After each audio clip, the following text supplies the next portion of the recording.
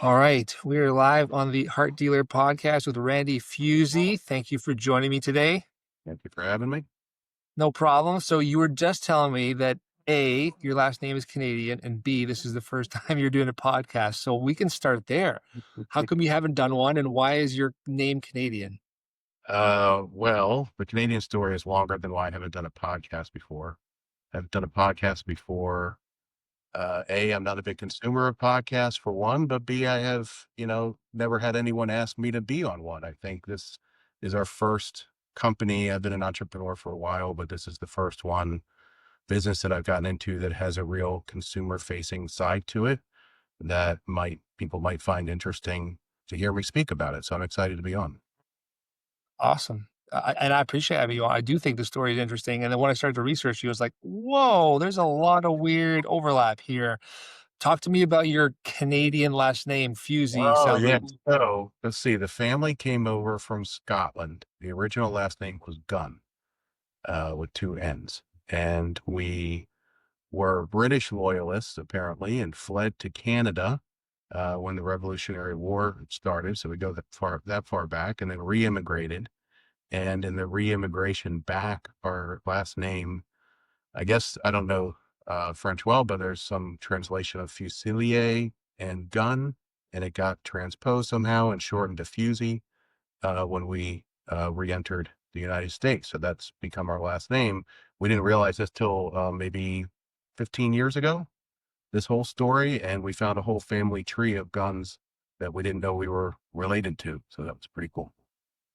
that is cool. It's actually an interesting concept, eh? Like the fact that you have the same last name, it's just a translated version of the Yeah. original English version. And chopped, and it's all different, but still, and then I hear that happens to a lot of people when they immigrate, that their last name, gets Americanized a little bit. Yeah. I mean, I think it happens everywhere, not just America, like Canada. It just changed based on where you go to.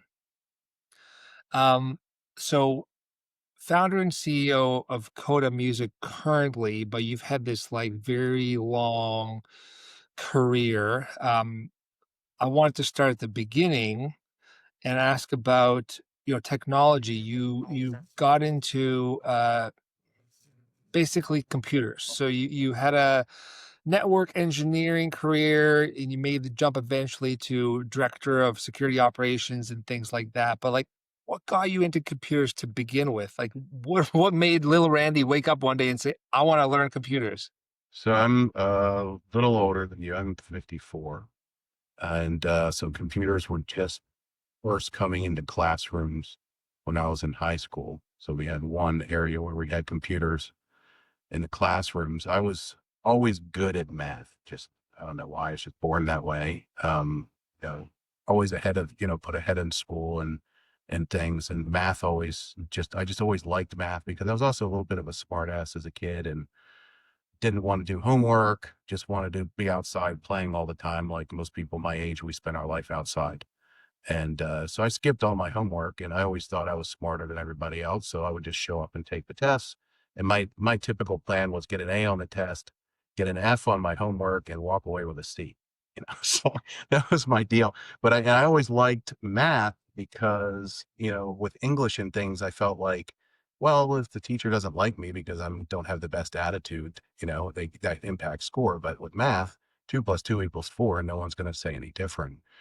And so it just clicked with me. And then computers are just an extension of math, Mhm. so it's garbage in, garbage out, or good data in gets good data out. And it just made sense to me logically. For whatever reason, my brain attached to that. I was able to write programs in BASIC and Pascal, when I was 13 and 14 years old.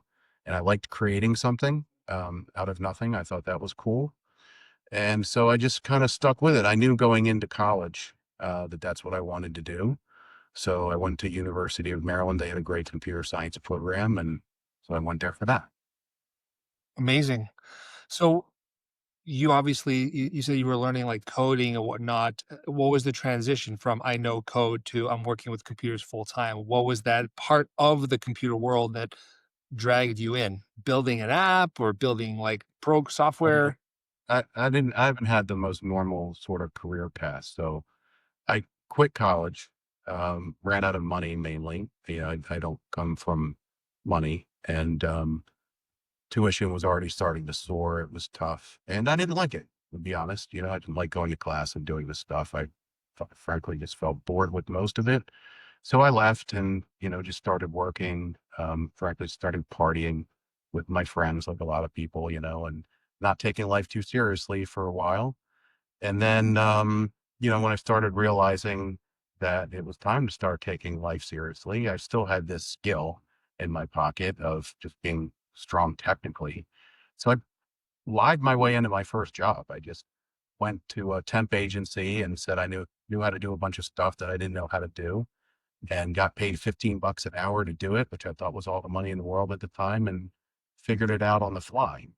And so once I was in the building there and figuring out how to do stuff, it just kind of naturally progressed into networking. I looked at networking as the spot where people were that was making the most money. So Mm, it was either that or DBA. So networking, I understood a little better. So I just focused on that and then started a career path down that, and popped around to a few different places like a lot of people do when they're trying to, make their career and get to a place where it's like sustainable living, can take care of your family and those things. So I jumped to 3 or 4 different jobs along the path before I landed at some more significant ones. Really, really more into the management track. I was kind of targeted for management really early. I don't know why, but I wasn't asking for it, but I sort of got pulled into it. So my first management experience was at a company that's now called CenturyLink, I think is what their current name is. Request back when I was there, and US West before that. And I was the youngest director in the company. I was 29 years old. I had a staff of like 150 people. And my first job was to take those 150 people down to 75. oof.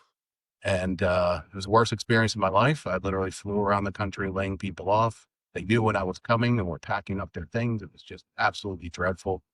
And eventually, I think third try, I kept my name in on the list to get laid off because they had very good severance packages. And at the time, you could just job hop anywhere you wanted.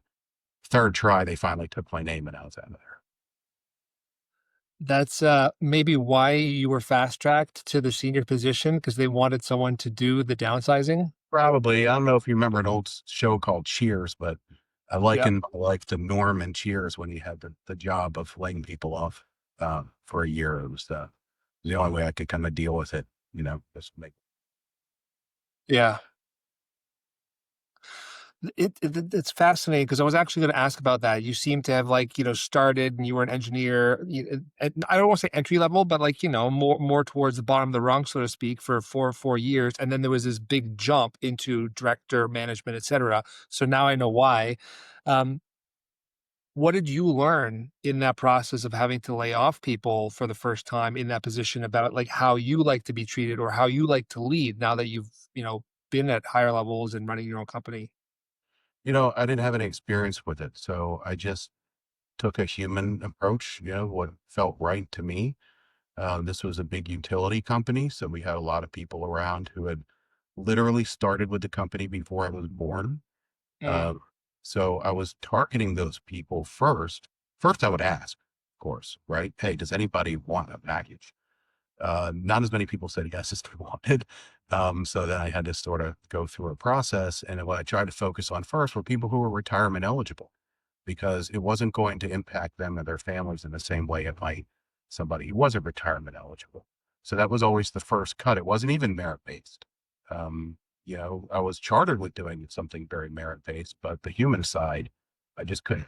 So first cut was to try and just do the easy ones. And most people were okay and they understood what I was doing. A few people got upset. But then as the cuts got deeper and deeper, it just got harder and harder. And there were mm. little old friends that I had to lay off. I mean, it was terrible. Yeah, I can imagine how difficult that was, but I think your approach is sound. Like, in life, we oftentimes have to do difficult things, and the best way to approach them is directly. Because if you start to taptoe around things or tiptoe around things, it makes it worse. Yeah. Then people start to assume or presume things, they make up their own narrative, and then it things grow or escalate. Um, so you're fast tracked. Your career is kind of fast tracked. How did that feel to you? Like the irony of it being fast tracked after avoiding the school and avoiding the things. Yeah, I didn't even have a degree, right? So I didn't finish my degree. I had left early. Like I said, my last job before branching out on my own was a wonderful company. They were called CompuSearch at the time. They're Unison now. And I just saw a bunch of them 2 weeks ago. Just the best people I've ever worked with. They do a lot of government work. So my boss, I think, was the CEO, and he wanted to place me on some of these contracts. So he insisted that I finish my degree. So they paid for it. I finished online. It was no sweat. Um, but, I don't really understand all the reasons why leading up, some of the prior posts that I got elevated. I don't feel like I was any more deserving than anybody else, but I just sort of had a mentality about being really honest about the workflow that was coming in. And when I saw problems, I would tell them what problems I saw without it coming off like it being whiny, I suppose. And Hmm. people just sort of gravitated around an honest broker. And so when someone else left a job, they needed to replace them. They just sort of selected me and asked me if I would do it. And then I kind of grew to the next spot and the next spot. And it just kept kind of pulling my name up. Um, for reasons I really didn't understand. And I suspect now, to your point, that maybe they were looking for someone um, who would be willing to do all these layoffs. And Yeah. I didn't know going in that would be part of the deal. But then once you sort of reach that level, so the director level, and then you get tired of this company for X, Y, or Z, and you want to go somewhere else, well, now those are the jobs that you're targeting, at a new place because you have the experience on your resume. So it just sort of grows as you go along. Yeah. I mean, you said some cool things in there. I like the honest broker. That's kind of like a really, I think, good way to summarize you. A lot of your career, from what I see, is relationship building. It's taking this party and that party and selling a product, selling a concept. I mean, I want to talk about the stuff you did with sports because that was really cool. I want to talk about VeriSign because I worked at Two Cows for a handful of years, so I'm very familiar with domains. I shouldn't say very familiar, but I got a cursory understanding of domains. Um, when did the music passion start? You've got amps and guitars, and obviously you're doing a music app now. That's why we're talking. But like, when did it start for you? Was it a lifelong thing, or when did you discover music? Yeah, my mom. So my mom's a piano teacher. So I grew up in a household with music all the time. And I learned to play at a very young age. So I played classical piano growing up until high school, where I didn't think it was cool, so kind of stopped playing. And then, so I've just loved music my whole life. I've been a, rabid listener. I'm hard to pin down into genres and styles. Like I've had a very big migration of music styles over my life, and so just always kind of been an addict of uh, of a listener. And then I love to play just as a hobbyist. I'm not any good. My wife bought me my first guitar, I think 5 or 6 years ago, because we were in a house where we couldn't fit a piano. And so she's like, well, you should try this. I didn't even know I wanted a guitar. Now I have a whole bunch of them and amps and all this stuff. I'm just completely addicted. I play like an hour plus every single day. It just relaxes me. It takes my mind off of pressures of the day. And like I said, I don't have to be good. I'm not trying to impress anybody. It's a release for me. It's something I just truly enjoy. It's my biggest hobby by miles. Yeah. So you're a music man and you're an honest man, and somehow you ended up in the music industry. Oh, I didn't know when I got in, but I know now. Fair. I mean, you started Coda in 2019, so it's been like half a decade or so. Were you involved in the music industry before that at all? No, not at all. I was in sports before that with a prior business that was in operating professional sports. And then before that, I was on this, kind of professional career track that we were just talking about. So no experience at all in music. I walked into this as a disgruntled consumer, Mm, and I just sold my prior business. So I had some freedom. to pursue something that I wanted to do. And this was easily my biggest passion and an area that when I looked at it looked ripe for something new. That's really interesting, and I wanna talk about that some more. Let's go back to the sports for a second, because that seems like it was a really important part of your career before you got to VeriSign, which we will talk about, because 'cause I'm a nerd for, CNO.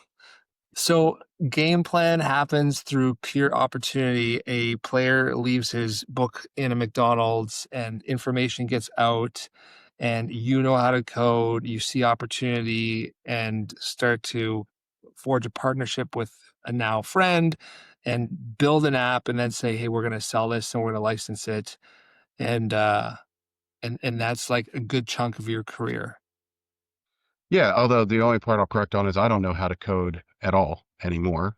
Those skills are far dated back to Pascal days. Jeff is the absolute brains behind this organization. He knows how to code. I'm piggybacking off of his brilliance. Honestly, I'm kind of saw the business opportunity, and so my role with Game Plan was product. So I oversaw where the product would go, trying to make Yeah, that fit into the various markets we attach. Because Major League Baseball, for instance, was entirely different than the NFL in terms of yeah. what their needs were, and hockey and basketball and rugby, they're all different. So I kind of spearheaded talking to the teams, figuring out what we needed to do that would be helpful to them in their specific use case.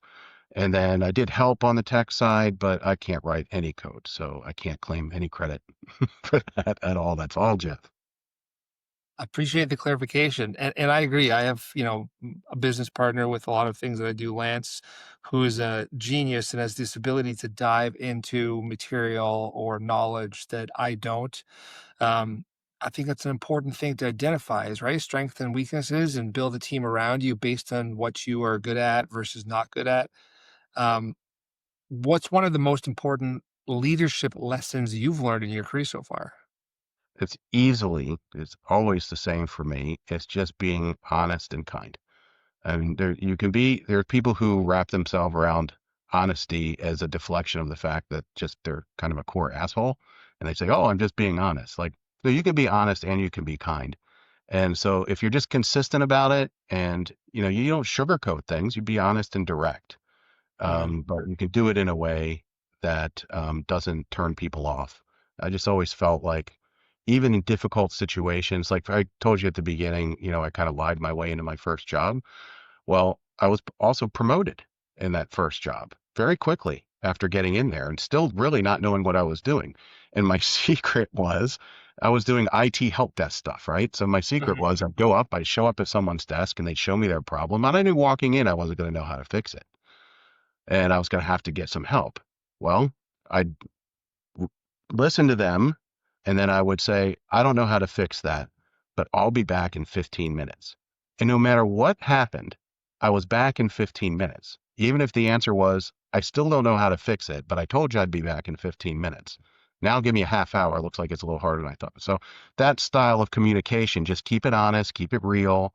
People, I think it resonates with people. They can see through it if it's authentic, and Uh-huh. I just treat everybody that way. And to me, that's the best way to be a leader and a worker. Do you think that's an indication of, how you were raised, what you learned, or is that something you learned through business?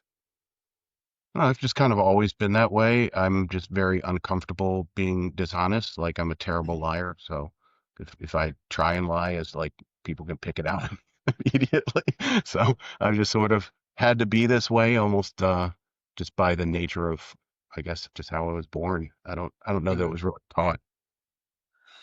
And that reminds me of, early in my career, I had a boss and mentor, Peter Ing, shout out to Peter, who, very kind man, very smart man.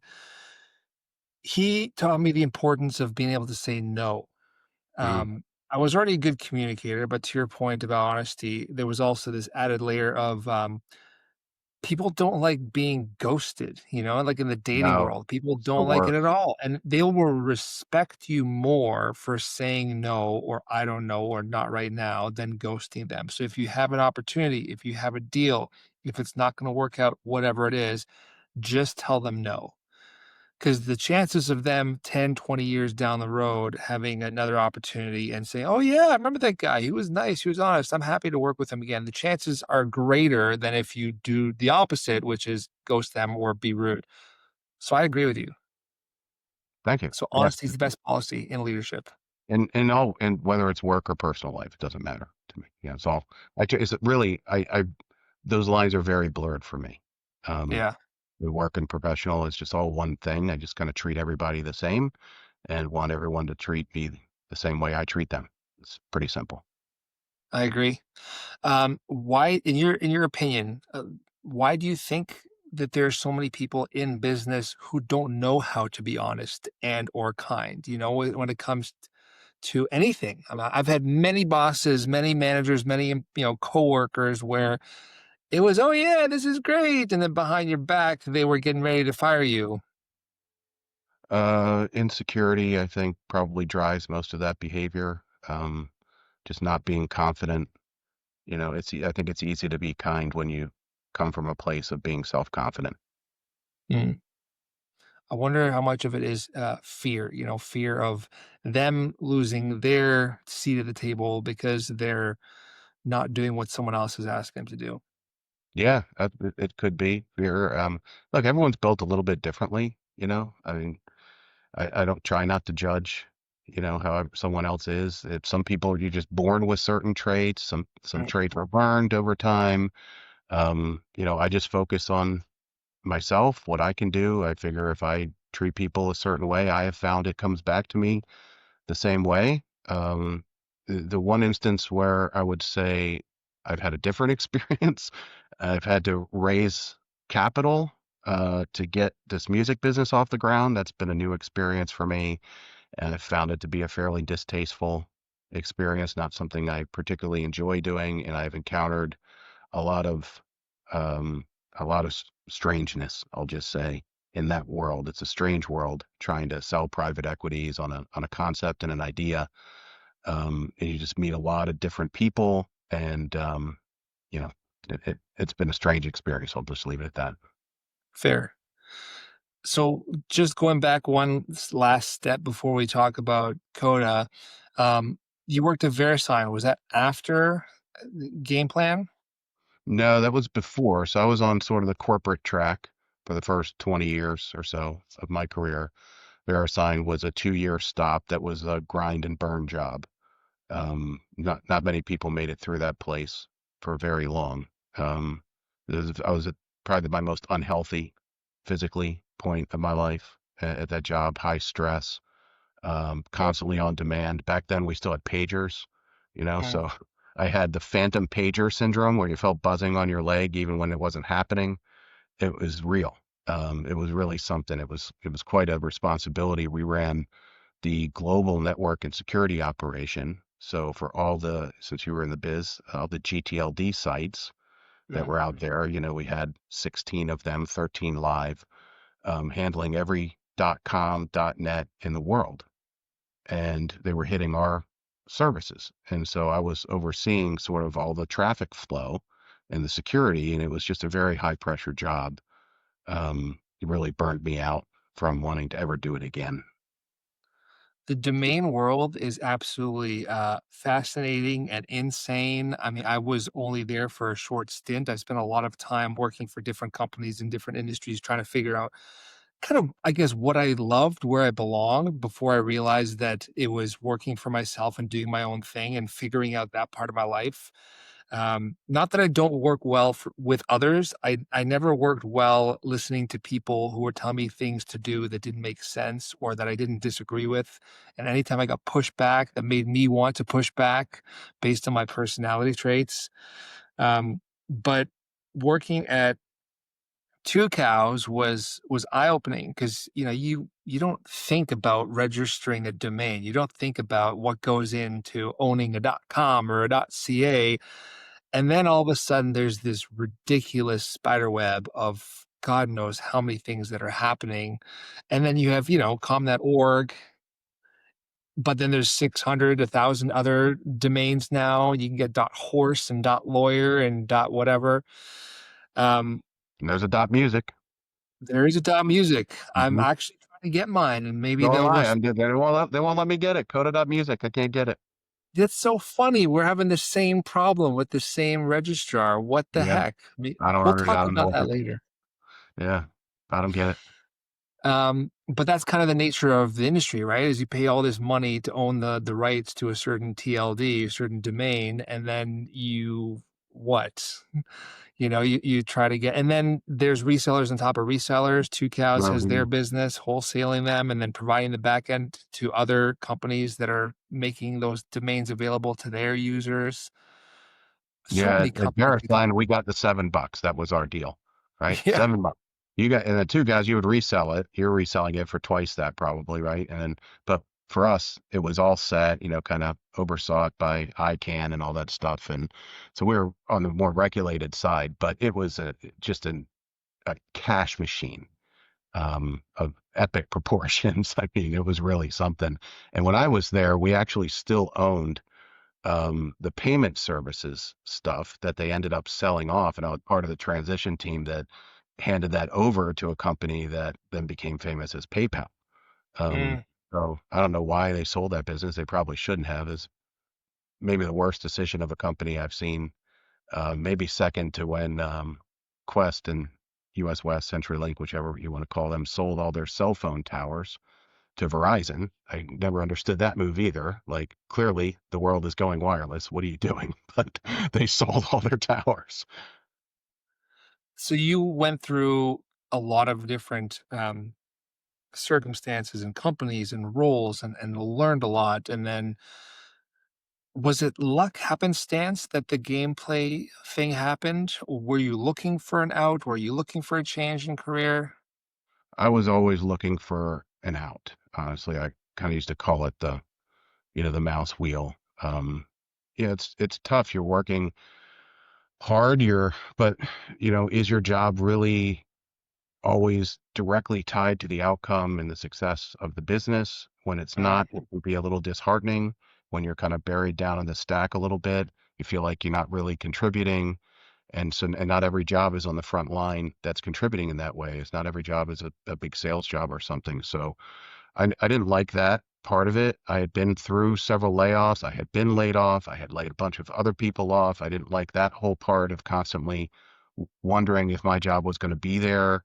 And even at a salary, you know how the world is today, even when this is 15 years ago when I finally left CompuSearch, but even with a decent salary at the time, you're just making ends meet.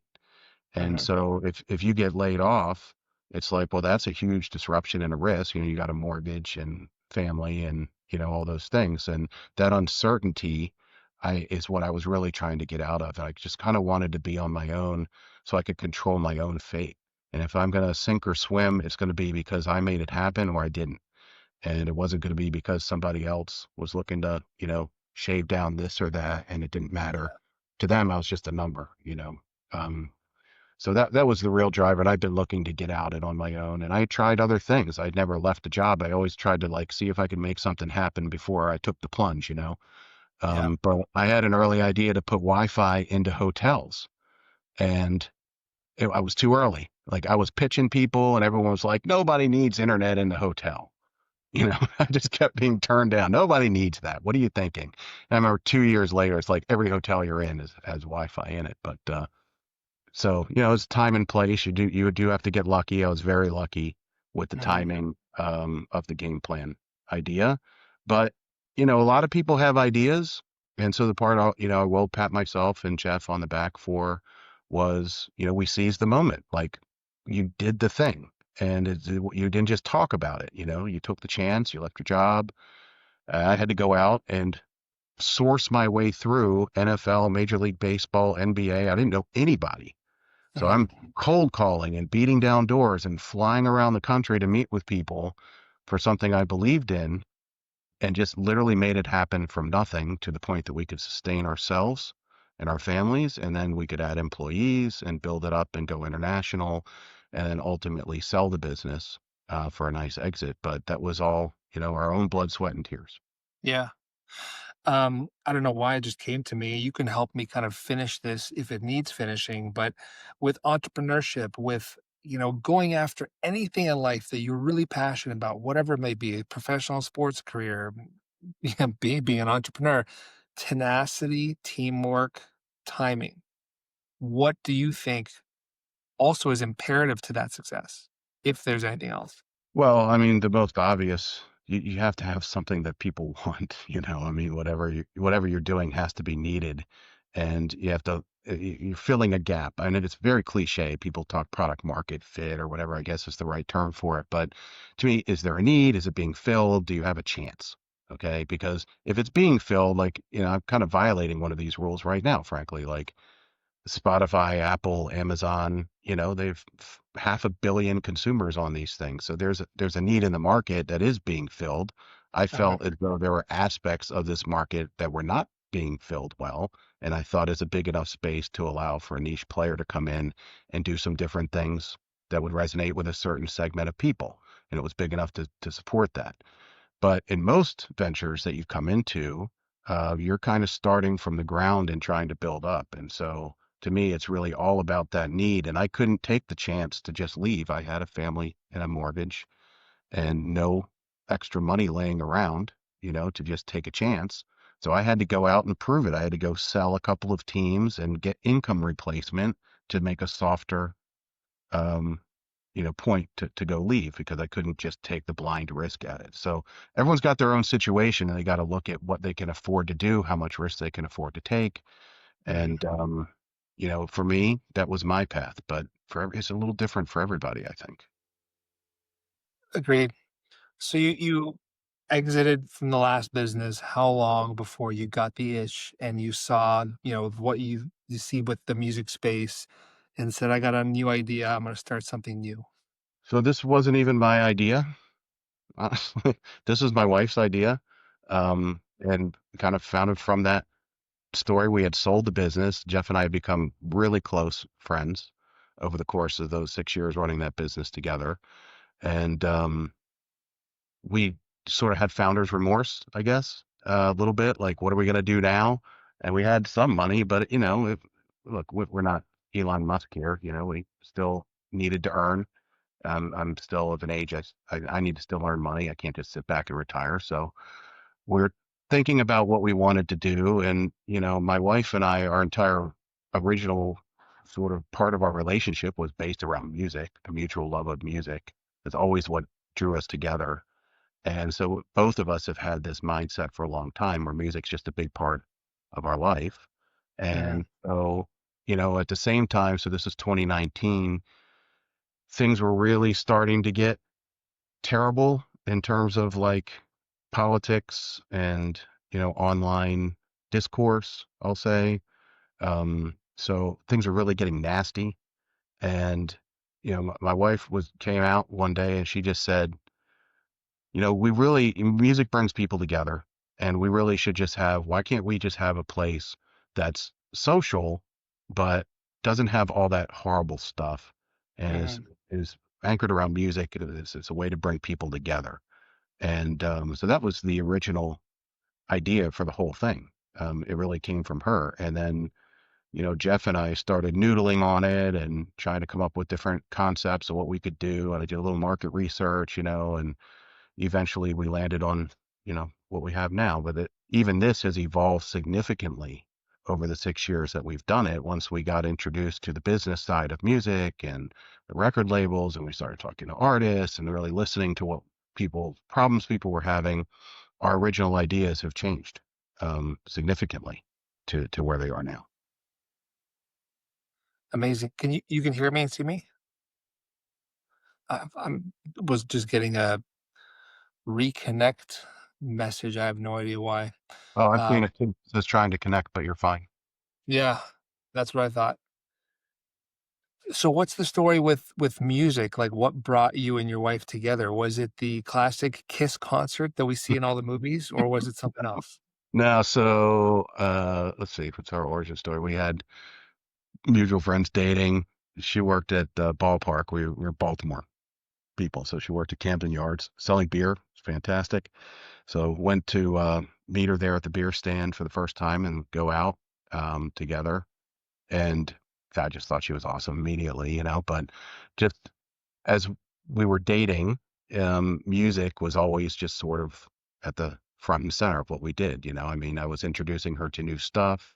She was introducing me to stuff. I think she thought some of the stuff that I had was cool. It helped, kind of cement things in the relationship that she thought I had some cool taste in music. We would go to shows. I was living in a group house with some friends, kind of like a party farmhouse kind of place, and everyone there was all into music. Like going to live shows was that was our thing, So in the early '90s, when we were dating, that was my favorite time of music, and I was at all the shows. I was at all the early Lollapaloozas, and in Baltimore there was something called the HF Festival, and just constant. That's just what we did. So it was just an integral part of our both of our lives, and then kind of when it came together, it was a part of that too. Amazing. When you pick up that guitar behind you, or one of the many guitars that you now have, what are you playing? So it's embarrassing, but like I don't play any full songs. So they get repetitive, right? You play. So I learned like the riffs and the solos and the stuff that I like. So I just play what I like. So I can play maybe a third of Radiohead's whole catalog. They're my favorite band. Um, but I can play Zeppelin. I can play a lot of Floyd. I can play some Stevie Ray Vaughan. A lot of bluesy stuff. A bunch of Hendrix. So I just, if it's songs that I knew and liked and always kind of just jammed out to, I'd wanted to learn how to play it. And then I started getting into like the effects pedals and things so I can make it sound. And I found a whole world around that was like super interesting.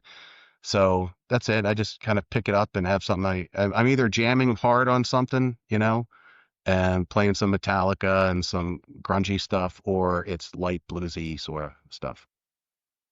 I love it. I like to hear the inspiration musically, what you're leaning towards, especially coming from classical piano, like you said.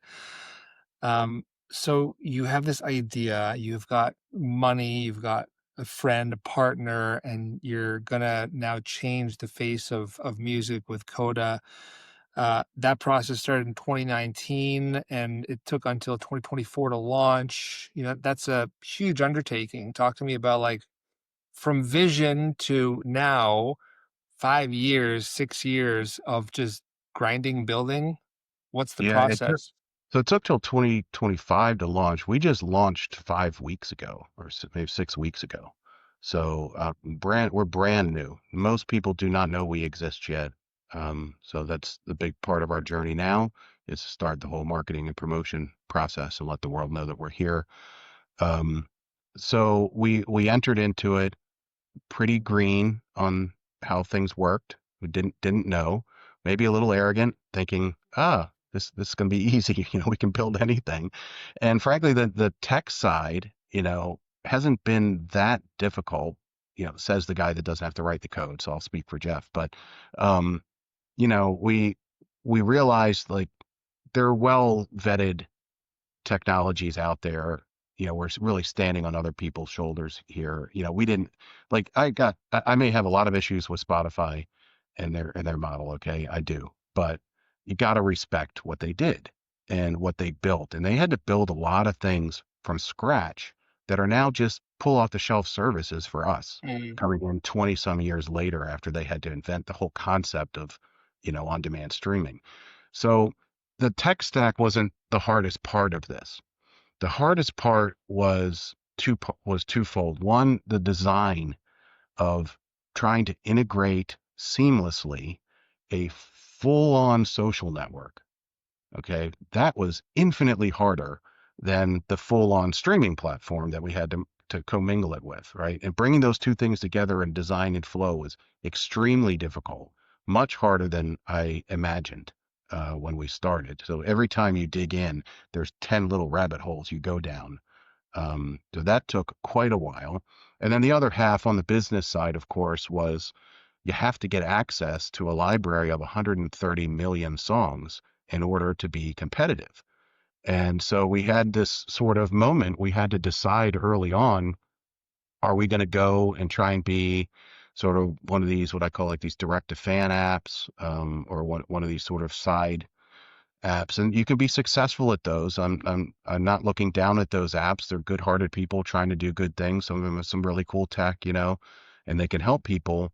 But that's not where the real size is in this market, right? It's all in streaming. It's all in premium on demand streaming. That's what's driving the industry right now. And that's where I wanted to be a part of, because if you want to make an actual change now, not like 20 years from now or 30 years from now, if you want to do something different right now and you want to help artists, this is what was calling me, was reading and reading story after story after story of artists just starving off of their ridiculous income that they were getting from the streaming providers.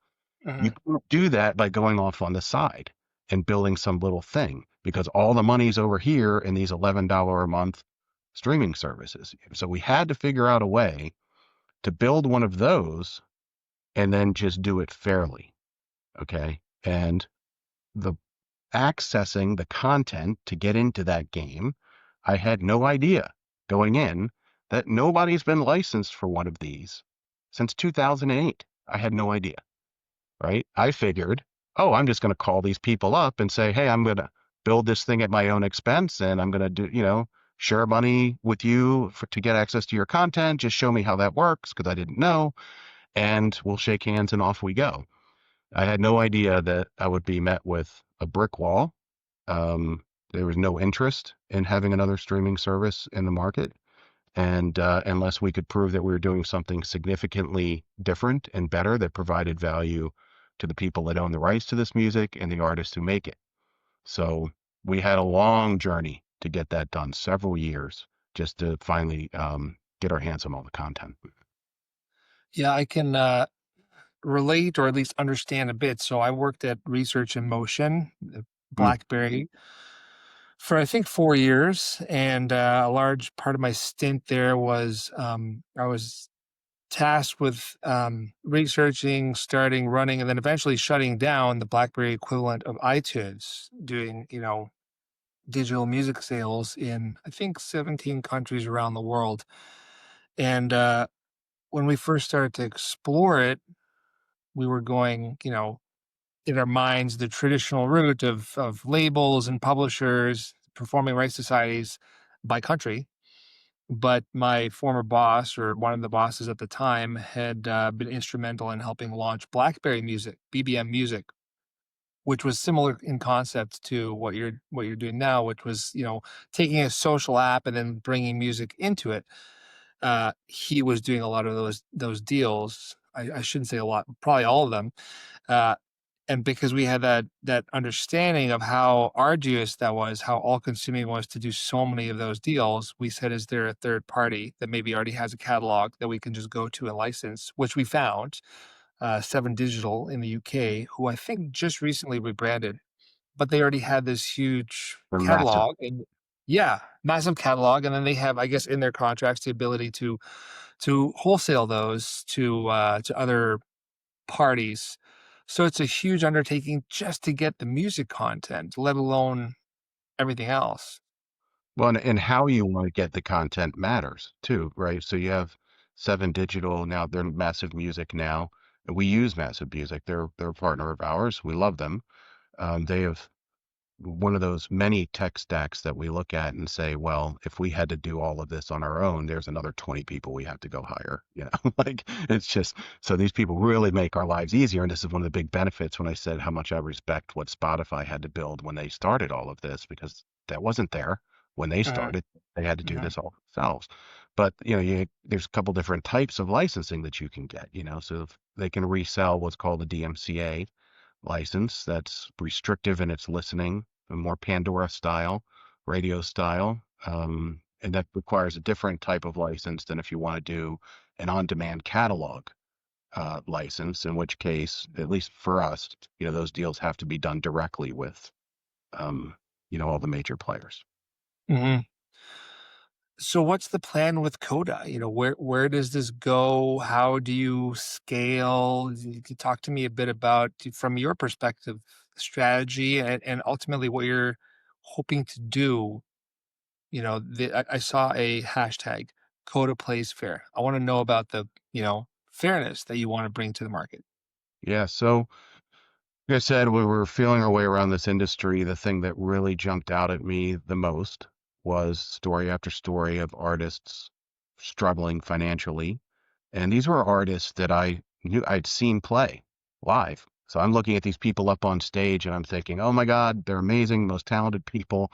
And there's, 10,000 people here. These people are leaving here, getting in the limo out and hopping on their yacht to the next show. And what I didn't realize is no, they were leaving in a van and staying at some motel somewhere and barely making ends meet. I had no idea. And I still think most people don't know. I wish they would. So I feel like part of our job is to raise that awareness that what has happened in the industry as we've seen it transition from physical to digital is just a further squeezing of the artists that are making the music that we love.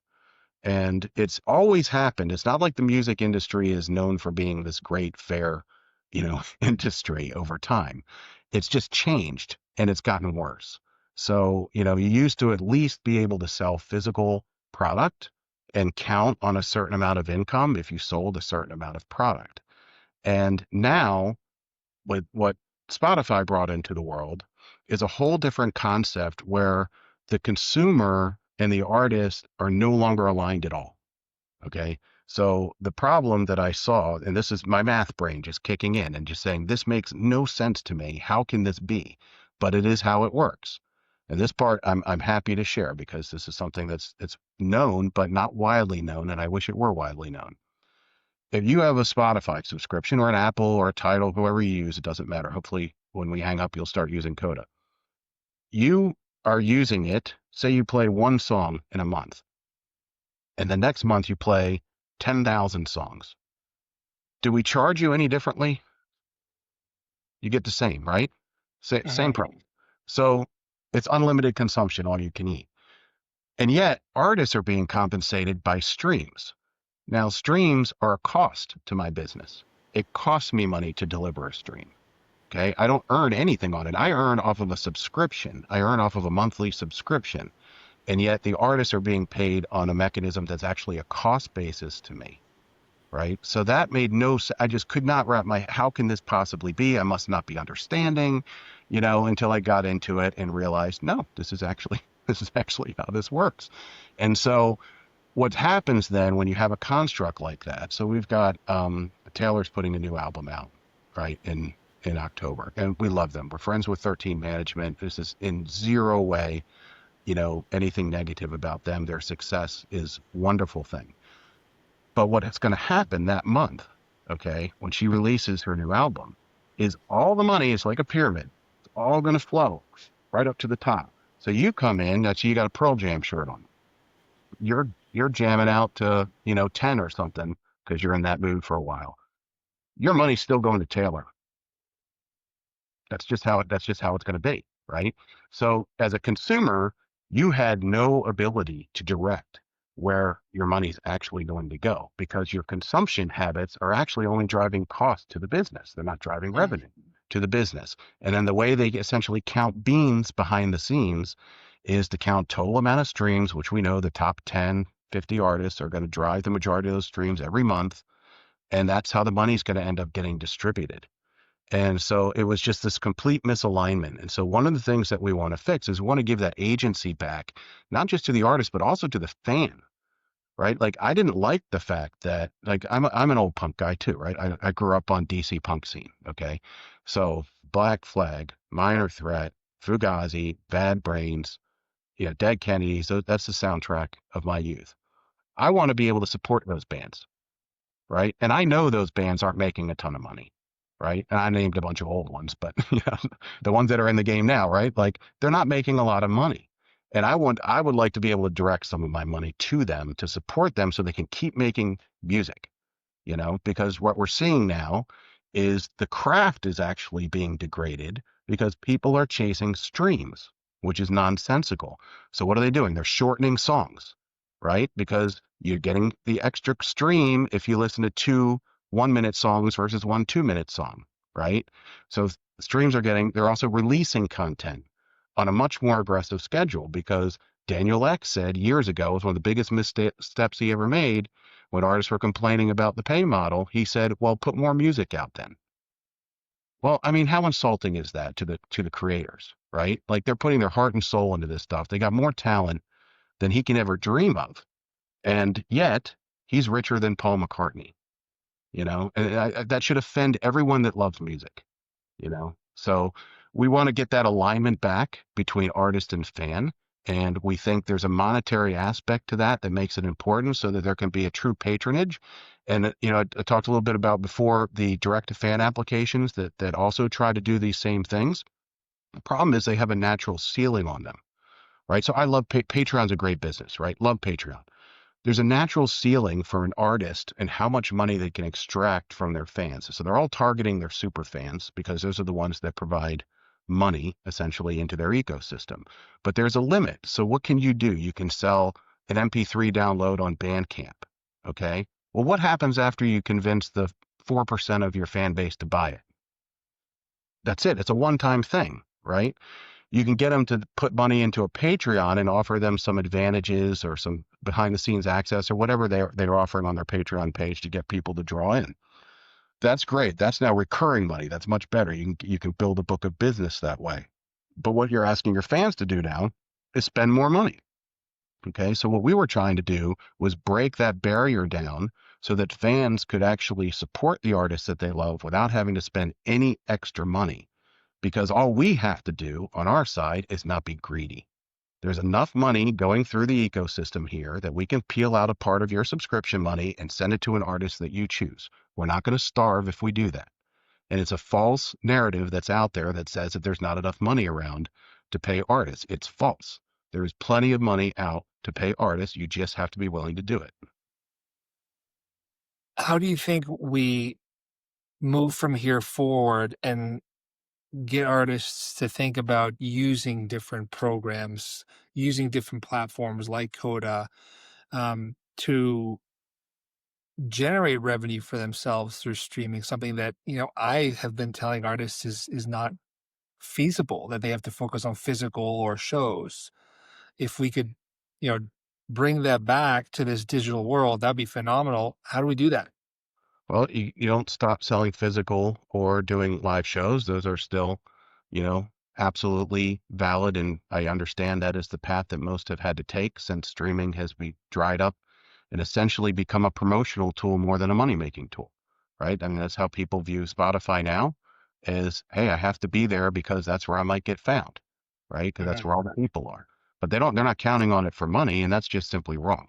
So you still do all the other things. And to make money as an artist, look, I don't pretend to know everything that goes into an artist's life. I know my lane here, right? So I'm trying to create, at least within my space, a place where you can earn repeatable money that you can build a book of business and you can count on and you can make a living off of a much more reasonable fan size than you can currently. So you need, let me just give you an example. So let's say you have 10,000 fans and they're streaming your music. I'm going to do the easy math for my head here, 300,000 times a month. Okay. Use that number because, it's a third of a penny is the Uh, payout on the streams. Okay. So God, what does that mean? You're going to get $1,000, I think. If I did the math right. I bragged about my math earlier and I probably just messed that up. But so it's called $1,000, right? And what are you getting paid on the 10,000 fans? It's zero, right? Now those 10,000 fans are feeding in $11 a month into Spotify, right? And then you're getting your $1,000 out on the streams. And by the way, that's the top line number. Whatever your distributor takes out, if you have to split that between management, band members, et cetera, that's getting severely watered down. So even that number, right, isn't all the way there.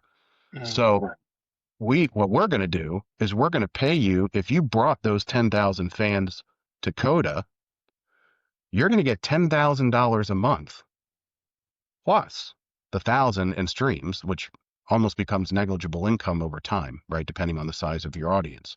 mhm. So now we're creating a multiplier. And now what's happening is you're not forced to try and constantly push new content out to keep your streams up. Because what happens, you put an album out, you get a burst of streams. That's great. Then it falls back down.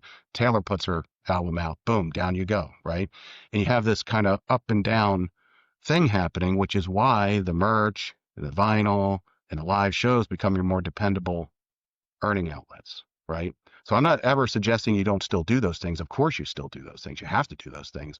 But let's also find a way to leverage those things to bring repeatable income so you can sit back and breathe a little bit, get back into your creative space and do what you love to do. So you don't have to be out on the road.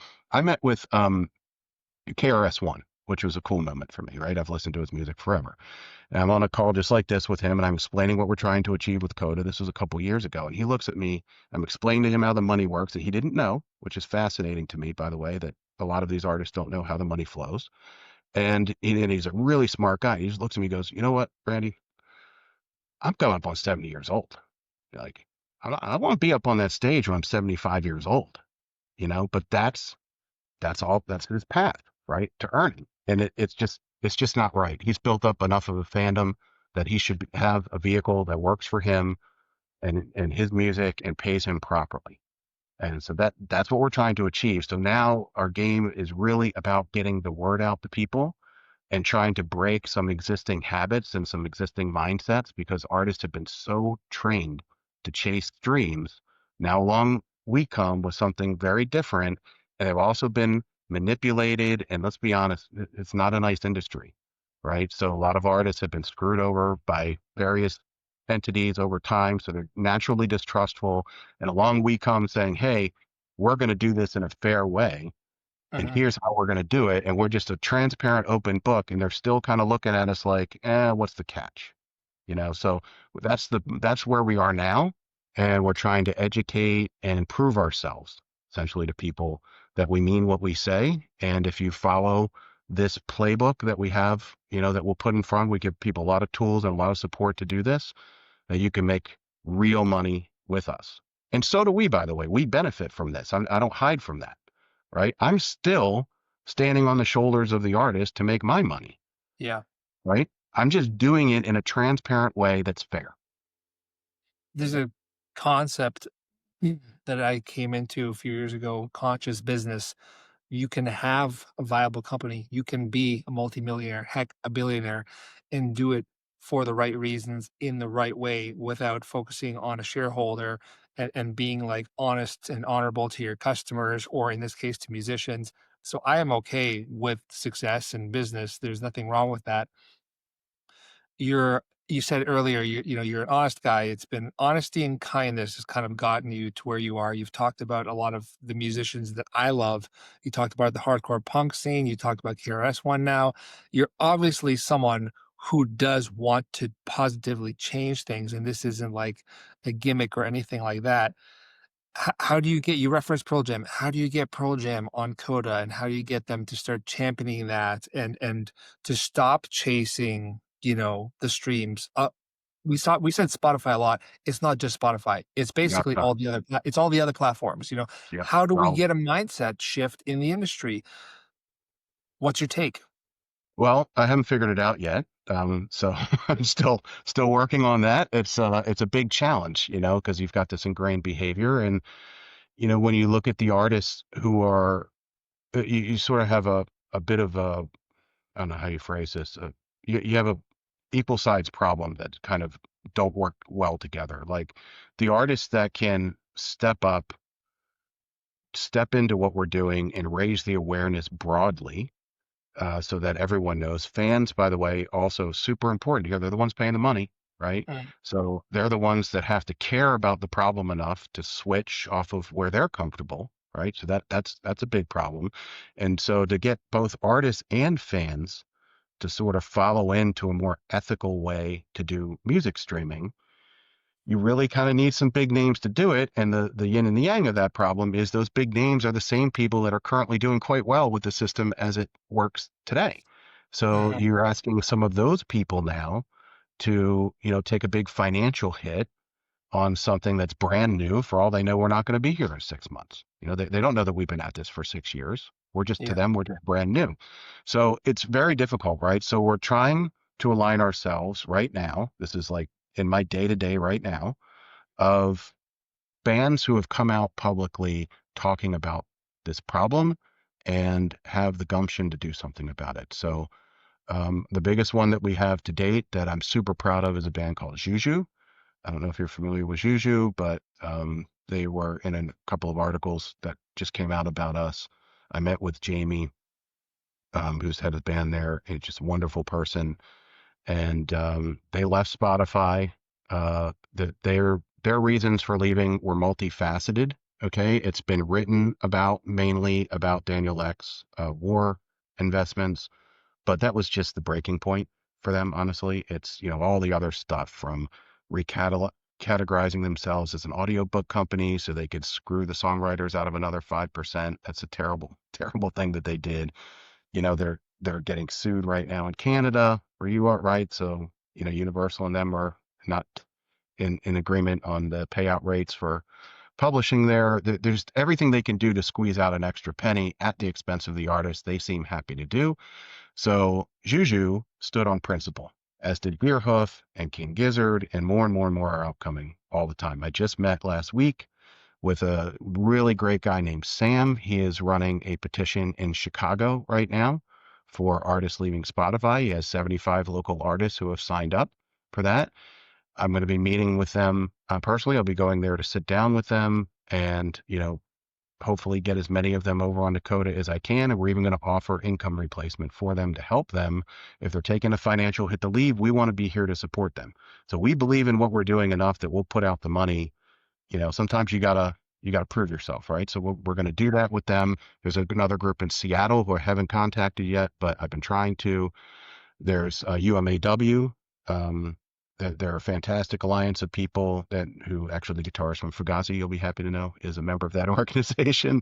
And so we're trying that way, grassroots level, focusing on the people who have already taken a principled stand, bringing them to our cause, hoping then to grow it from there, sort of from the bottom up. That's Yeah. our story. We don't think a top-down strategy really works here. I mean, I am a big believer in a lot of things. We're going to get a little wishy washy for a second, but we're going into a solar alignment that happens roughly every 250 years. And the last time that this alignment happened, we had basically the founding of your country, which was by the people for the people. And I genuinely believe that we are going to see a huge change over the next half decade to a decade where we start to see the fall of the old guard, the fall of a lot of old systems and ways of doing things that move into more groundswell, more, like we said, ethical business, so to speak, where things are done the right way for the right reasons and that no one is being screwed at any level. Whether that happens or not, I don't know. That's just my belief. It's a feeling that I have. And, the Oh, more people I talk to, the more I see the same thing. People are tired of being taken advantage of. Um, and that's okay. We need to do better. We need to do right by people that are creating and putting out there. So it sounds like you got a lot of work to do. You got a lot going on. I think that part of the answer to my question before is education. There's a lot of information that is gated, that is misinterpreted. There's a lot of hate on for Spotify. I'm not pro or against Spotify. I just see it as a technology similar to Uber. These things are just things we use until we don't use them because we learn things about the product or the people running those things, and we choose with our dollars to go invest somewhere else. yep, With the music industry, there are labels, there are publishers, there are so many different people that have fingers in pies that cause the deals to be the way they are. I think more awareness around what those deals look like, um, why a company has to charge a certain amount, how much Spotify's actually taking from every dollar, sold, et cetera, et cetera. Because I've seen a lot of those equations on my end, and I know how little there is left over for a company that's running a digital music platform, how much there's left over at the end after the label's taken their share and the publisher and then the wholesaler of the catalog. And then there's carrier billing and credit card charges. And what are you left with? Micros. And then artists say, like, I didn't get anything. Well, hold on. Was there anything to get at the beginning? Like, who's taking the chunk of it? How do we get more awareness out? Is it through conversations like this? Is it through more interviews? Do the artists start to talk about it?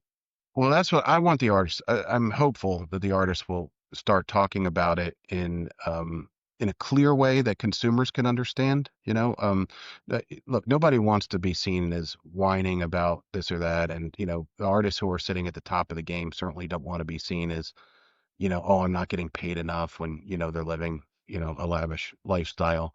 That's never a good look. So I try to focus on the ones who aren't, and just letting them be honest about what their life is like and what they're putting into it versus what they're getting out of it. And then people should start asking the question of, well, why is this the way it is? And, there's, like you said, there's a lot of people involved in every transaction. There's a lot of rules that are set. If you look at Spotify, for instance, again, I'm not here to bash them either, right? Like, I'm really, really not. Here, this I can share. Like, I know there's some parts of my business I'm just legally not allowed to talk about, but Spotify's books went public, okay, after anyone can look and see where the money's going, okay? You just Google it. They put out their annual report, read it. Okay. I'm a nerd, so I did that.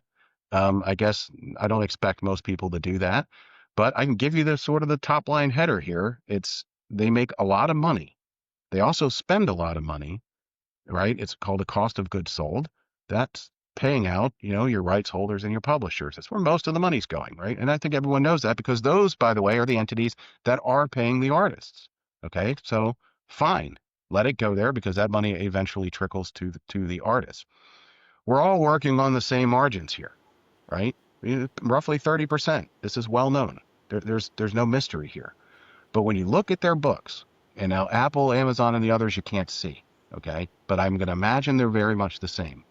Where most of their money is going is in advertisement, okay? So they have to spend, and do gimmick after gimmick and subsidize pricing in low-tier markets to keep user counts up, to keep share prices up, okay? This is what they do. So they'll spend $50 to get a new user in on ads.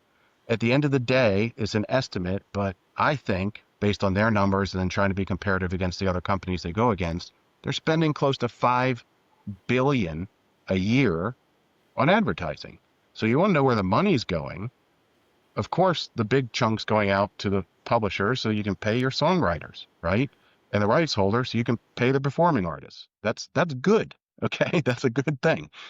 But what's left is not being used effectively. Mm. Okay. So when I looked at this, I said, okay, well, 30%, this is great. I don't have to make the music. All I got to do is build an app. No brainer, right? This is fantastic. Problem was, well, how do you then compete against people like Spotify, Apple, and Amazon, who have all the money in the world to outspend you on ads? So it was really part out of wanting to do right, and part pure business decision to say, well, let's insert the artists in. That $5 billion that's going out the door to Facebook and Google and NBC and wherever else, that's not where people want to see the money going. They want to see it going to the artists. So let's put the artists in a position to capture that money. They're the ones with the relationship to their fans. They can leverage that relationship now to their own benefit. So you can have an independent artist actually leveraging Taylor's catalog and Metallica's catalog to their own benefit. Isn't that interesting? Right? That's never happened before. So Mhm. it's opening up a whole new possibility for them.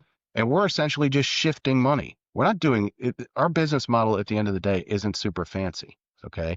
We're recognizing we can't spend. I think my giant dog's about to walk in and say hello. So I have a Great Dane.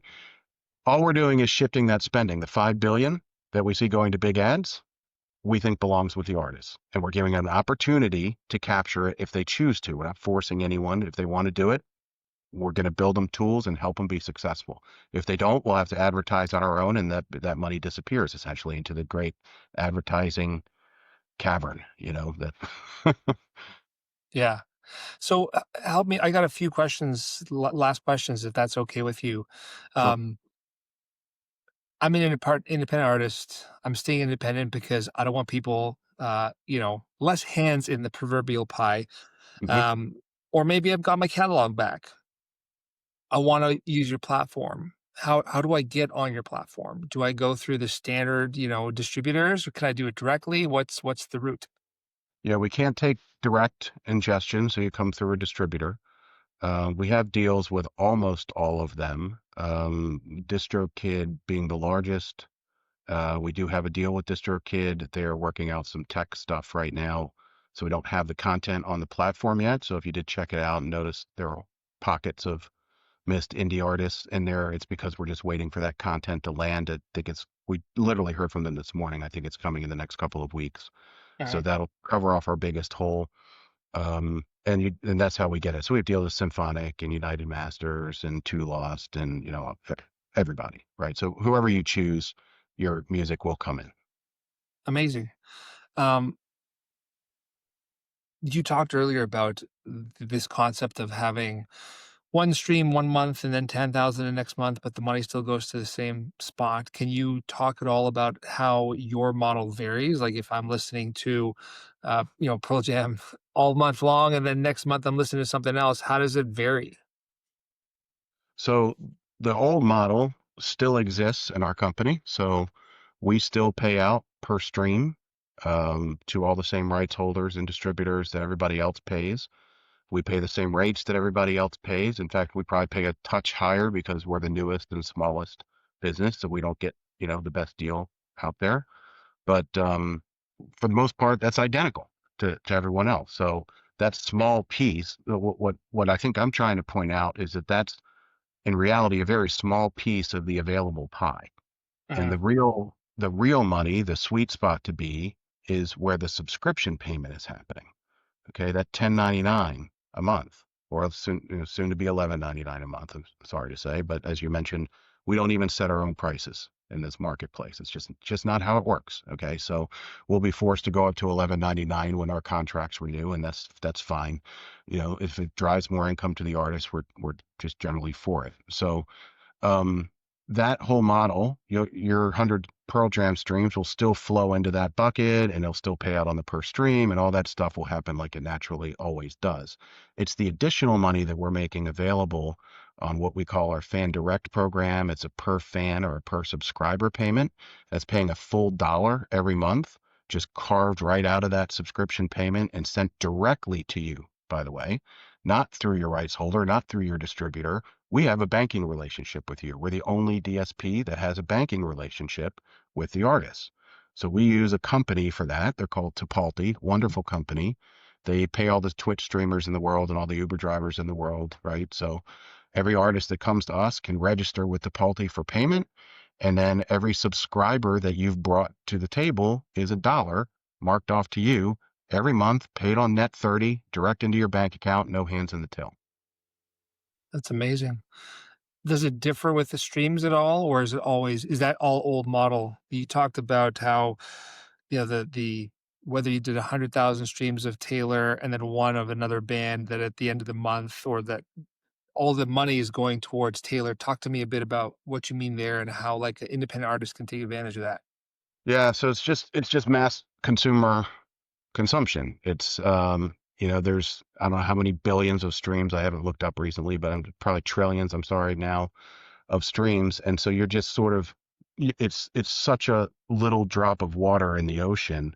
Your streaming behavior doesn't really influence anything at the end of the day because you're going up against 300 million Swifties in this example, right? Who are Mhm. just kind of getting that album on repeat and all the time, and so is everyone else in the world. So if Pearl Jam happened to, so there are artists who very smartly will pull their release schedule and either put it the month before or the month after when they know a big release like that's coming out, right? Because they know what's going to happen. They're going to suck up all the oxygen in the room. And so just the natural way that they do this, and I can share too, like we just count total streams at the end of the day. And then we look at who owns the rights to those streams and we pay out a proportion based on that. Right. So if you dropped an album the same month that Taylor dropped an album, I can guarantee you what those stream counts are going to look like.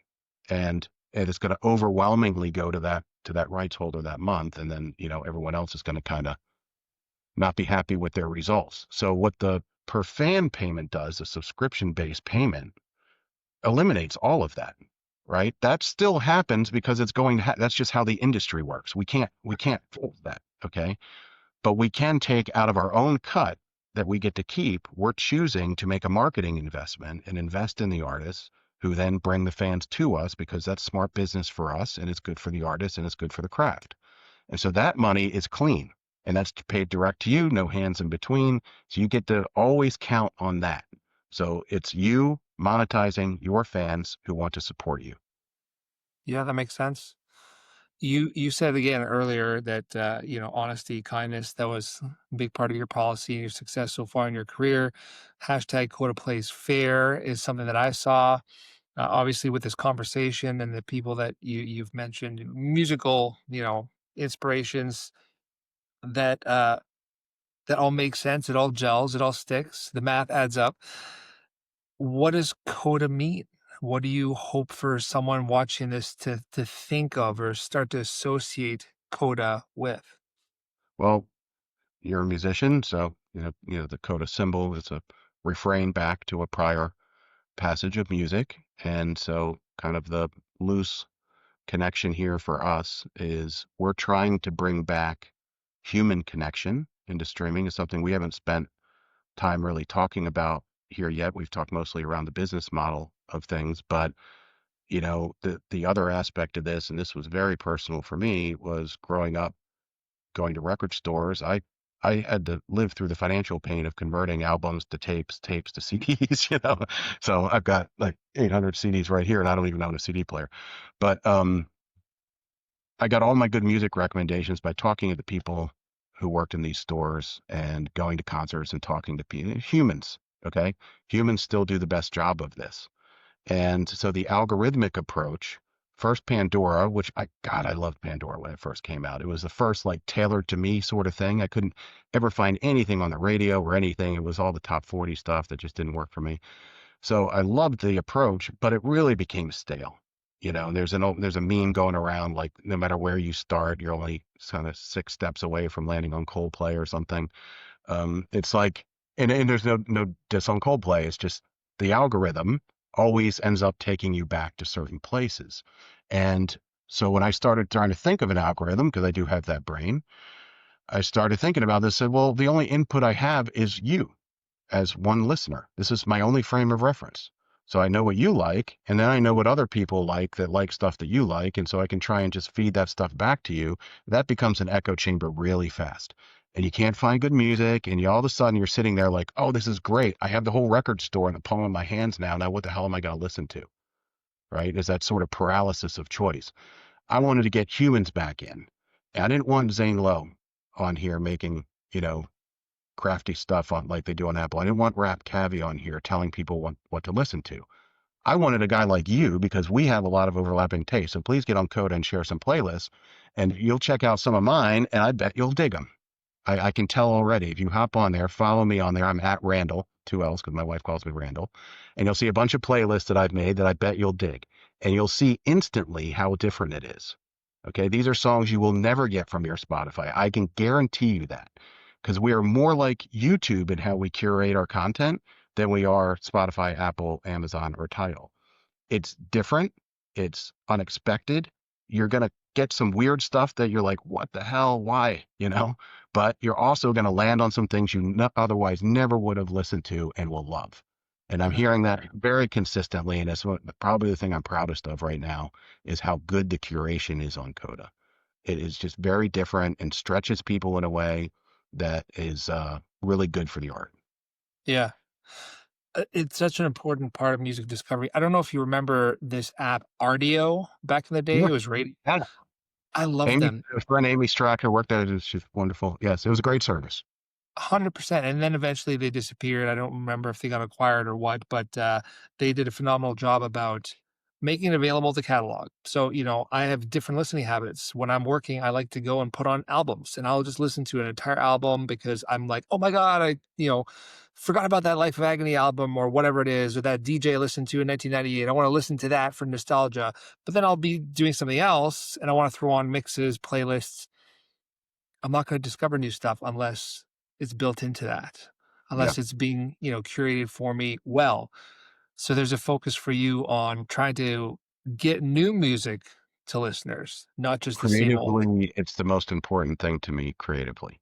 That's the part that was where my my juice was in starting this thing was out of just pure frustration. I tried everything, every app out there, same result every time, right? I would end up with the same stuff fed to me every time.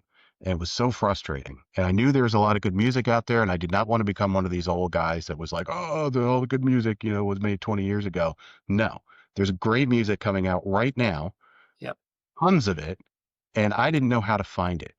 And so I view Coda as a mechanism to help people find all this great music, because once you and I connect on the platform, now the stuff that you're listening to, when you come across something cool and you're like, oh, this is amazing. Oh, you hit one button, boom, you drop it into the feed. And because I'm following you, now I get it. And I'm like, okay, I know this guy. He's shared 5 other songs that I liked. I'm going to give it a go. You're much more emotionally invested in giving it a try and an actual listen than you are if an algorithm just spits it out to you, during a lean back listening session where it's Mhm. just sort of backgroundy and you're kind of half paying attention. It's just a whole different mindset. And I have just in a very short span found more new music now than I have in years. So it's something I'm very proud of. Do you have the ability on your platform to have brands? So, I'm a tastemaker. I love music. I've listened to music my entire life, hard, hard, hard for 30 years. But I also run a company that has the same ethics and values as me. And I would love to have like a V13 media profile as much as I want to have my own profile. Is that possible? Yes, we do it right now. Yeah, in fact, Amazing. we work with record labels who want to do this as well. So a lot of the independent record labels, they can all have their own page. It's like an artist page. We have songwriters can make their own page too. We want to support songwriters, right? They're not talked about enough. They're also very underpaid in this streaming world. So a lot of different ways that people can come in and set up a profile with us, push their own creativity across their channel and earn too, by the way, because Mhm. there's a whole ecosystem and there's value around that. Where we draw the line is we're not going to have Pepsi on there, okay, or Chevy, right? That's it. You have to be music. If you're about music and you're about expanding music, you're good. I don't know if this is intentional, subconscious, happenstance, but I find it really funny that the company is called Koda, which I'm not going to say that it's Latin for, but it sounds a lot like code, which is who you are. You have been a computer guy and learned code and been around code and then live by a code of honesty and transparency. Uh, Comment on that. And it's nice. Thank you. It's certainly unintentional. Coda, again, I'll just give credit back to my wife again. One thing I hate is naming things and coming up with like logos and stuff. Like you get 5 minutes in and I hate everything. No matter what I hear, even if it's the perfect thing, I'm going to hate it. So that was her idea. And it was genuinely because it was, a reference. We're trying to harken back to a prior time. Not like going oldies here or anything, but like there was a time, again, I felt like the 90s was a very special time for music, right? And Pearl Jam, you've got the shirt on. I'm dying to ask you about your hat too, by the way. But um, they had this ethos, right, that really resonated with me, where they would not play venues that had seats. Remember that when they were first Yep. rolling, they would open. Everyone had fair and open access to see the band. If you wanted to see the band, the prices were fair. Remember Yep. Kurt Cobain's famous reaction when he saw the ticket prices of some other band? He was freaking out. So I saw Nirvana at a gymnasium in DC that had pull-out bleachers. Okay, I'll never forget it. Open for them, the Breeders open for them. It was just Wow. an incredible show. And that's the story of my 90s. And that's the sort of ethos we took into here, that punk rock DIY ethos. And so Coda to me brings that back, right? So it's bringing humans back into this thing, trying to restore fairness and just a different time where people were not at each other's throats Yeah. in the way in those days. It was pre-online, pre-cell phone. I feel like privileged, honestly, to be one of the last generations to grow up without a cell phone. Yeah. I feel the same way, having learned both, right? To live before or without, but with phones as well. Yeah. But Never wait, got to before see that, Nirvana. on your hat, is that phosphorescent by chance? This? Yeah, C'est La Vie was 2 albums ago by Phosphor. I'm a big Phosphorescent fan. Fantastic group. It's not. I'll take the nod, but So most people don't know the detail, but V13 Media for me was Oh, born that's out of V13. Sorry, it's coming in blur. I see "C'est la vie" in my it thing. does, and that is the tongue in cheek, the play that we have. So V13 Media for me came from pure grain audio. That's where we cut our teeth. So we were like rock, metal, punk, hardcore. That was the website. It was the music that I loved, or one of the main musics that I loved. And my partner Aaron and I, we built this site, and we just wanted to like put our opinion on music out to the world. And it really started to grow quickly. And from there, eventually we got pigeonholed as a metal site. You're a metal site. And we weren't. We didn't want to be a metal site. And being a music junkie who listens to everything from jazz and blues to metal and rap and so on and so forth, we said we need to change up the branding. We started to kind of acquire or take over some other smaller blogs. And then just prior to the pandemic, um, we rebranded to V13 Media, which was a harken back to when I was first building websites. I had one that was called Vampire 13 because I was at the time fascinated with vampires. 13 has always been my lucky number because I was a baseball player and you have to have your own number. Wow. And Vampire 13 just became V13. And what ended up happening is that V, because of leet speak, the internet language of mixing letters and numbers, became cool for me because it wasn't V13, it was actually La Vie. And Friedrich Nietzsche, the philosopher, famously said, without music, life would be a mistake. So V13 for me is synonymous with music, which is synonymous with life, which is why I thought that C'est la vie was a very fun tongue in cheek of who we are. No, it's fantastic. Way cooler than my Koda naming or just one. Not at all. Not at all. You're going to run with my narrative about like code and honesty and integrity. Uh, I really appreciate your time, Randy. Do you have anything else you want to add before we wrap up? No, this has been fantastic. Thank you for breaking me into the podcast world. I appreciate it. I think we're going to have hopefully more of this coming. I would welcome you to bring a site, a page onto Coda. Happy to expand your brand there. And you said the thing that I've been talking about. You said you wanted to share your music and your taste with people, right? This is exactly what we want Coda users to do, and we're giving them a platform to do it. Instead of being fed by an algorithm, we're being fed by a professional tastemaker, which is the same downfall of format, terrestrial radio, in my opinion. Mhm. You get to be the voice. You get to drive the curation of the platform. You get to share and make playlists and share music with other people that resonates with them and get that, little bit of reward back when they like what you do. So I hope you do it. I would love to have your stuff on there. It sounds like I would like what you create. So just selfishly, I think that would be cool. And no, that was it. This has been fun. I appreciate it.